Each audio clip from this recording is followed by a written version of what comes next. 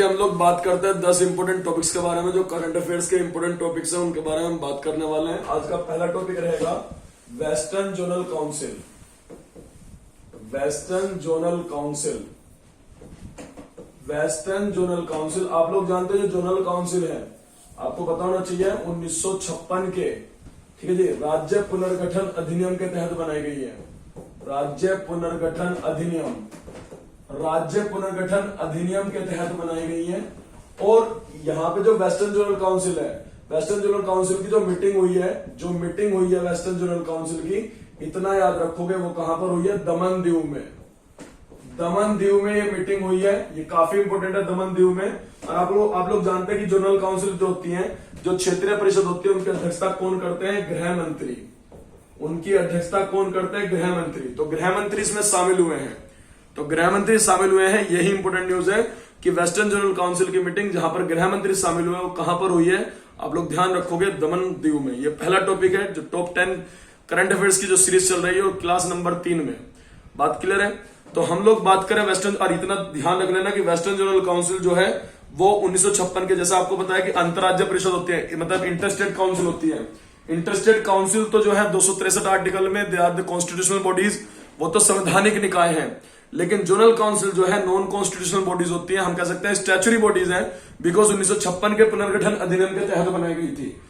पश्चिमी zonal council जो है, 5 जोनल काउंसिल है भारत में। पश्चिमी जोनल काउंसिल जो है, पश्चिमी क्षेत्रीय परिषद जो है, उसकी मीटिंग कहां पर हुई है? दमन दीव। और उसमें कौन शामिल हुए हैं? तो याद रखोगे, गृह मंत्री। अगला टॉपिक है मोस्ट इंपोर्टेंट, छोटा सा टॉपिक है जिसका नाम है कोंकण रेलवे।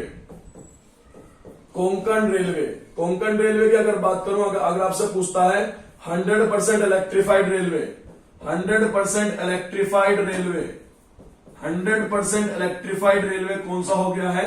तो कोंकण रेलवे। बस इतना याद रखना। कोंकण आप लोग जानते हैं, कोंकण जो है, कोंकण तट, ये महाराष्ट्र के तट को कहा जाता है। और कोंकण तट पर जो कोंकण रेलवे है उसको 100% इलेक्ट्रिफाइड कर दिया गया है। ये बहुत इंपोर्टेंट टॉपिक है। अगली बात करूं तो मैं, अगली बात आप लोग याद रखोगे, हाल ही में जो है 5 राज्यों में, मतलब 5 आपके हाई कोर्ट्स में, हमारे देश में जो हाई कोर्ट्स हैं वहां पर जो है, 5 नहीं 6 हाई कोर्ट्स में यहाँ पर जो है चीफ जस्टिस चेंज हुए हैं, मुख्य न्यायाधीश बदल दिए गए हैं। तो मुख्य न्यायाधीश बदल दिए गए हैं, तो आपको 5 के 5 याद, 6 के 6 याद रखने हैं कौन कौन से हैं। जैसे मैं बात करूं तो अगली बात करते हैं, तीसरे नंबर पे हम लोग न्यायाधीशों की नियुक्ति, विपिन सांधी, इतना याद रखोगे, विपिन सांधी। विपिन सांधी कहां पर बने? उत्तराखंड। ये बहुत इंपॉर्टेंट है। विपिन सांधी कहां के नए मुख्य न्यायाधीश हैं? तो उत्तराखंड के। अगले याद रखोगे, सतीश चंद्र शर्मा, सतीश चंद्र शर्मा, सतीश चंद्र शर्मा, ये दिल्ली हाई कोर्ट के बने हैं मुख्य न्यायाधीश, सतीश चंद्र शर्मा। उसके अलावा आप लोग याद रखोगे, सिंधे संभाजी शिवाजी।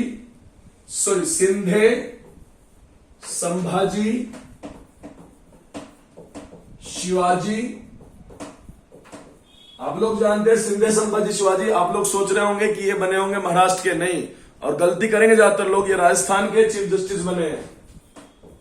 राजस्थान, ये राजस्थान के मुख्य न्यायाधीश बने हैं। उनके अलावा याद रखना आपको, मनहर भाई छाया, मनहर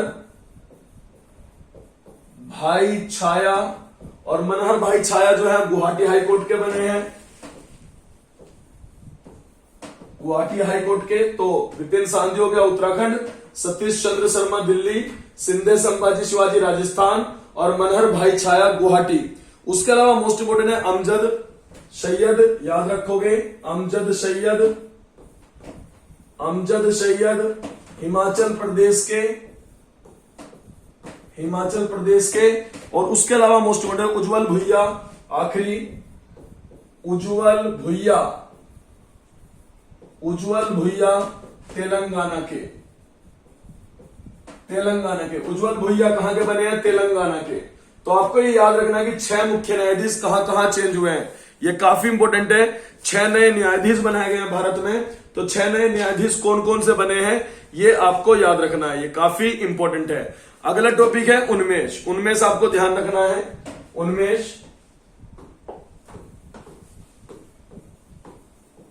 उनमें आप लोग इतना ध्यान रखोगे, पहली बात तो गैटी थिएटर,